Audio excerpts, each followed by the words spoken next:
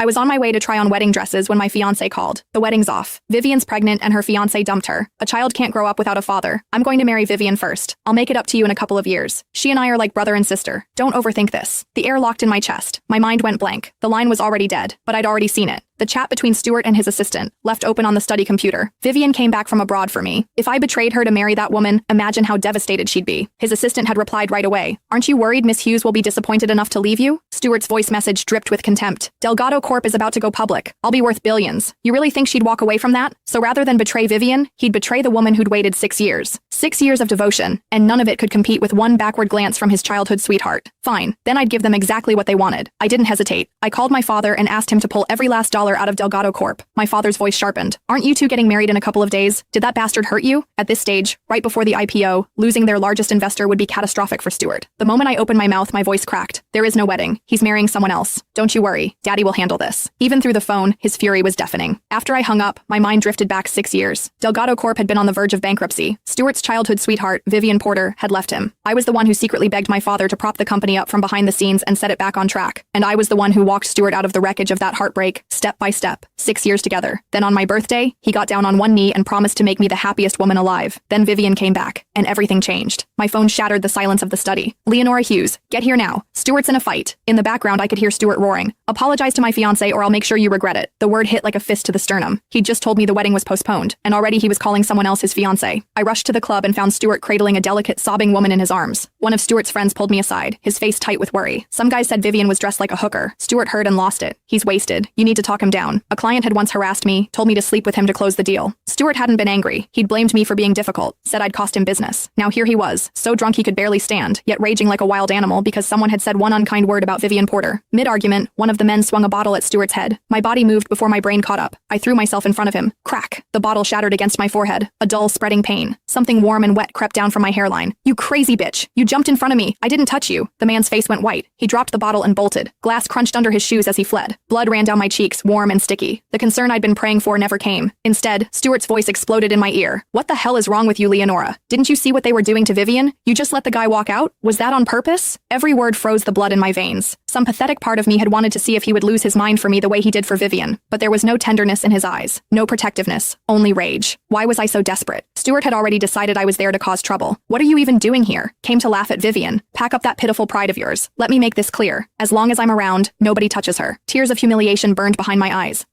Vivian cut me off with a sob. Stuart, this is all my fault for coming to you for help. Leonora has every right to hate me. I should just go. You two can have your wedding. Stuart melted instantly. He wiped her tears with a gentleness I hadn't seen in years. Don't you dare. She's the petty one, not you.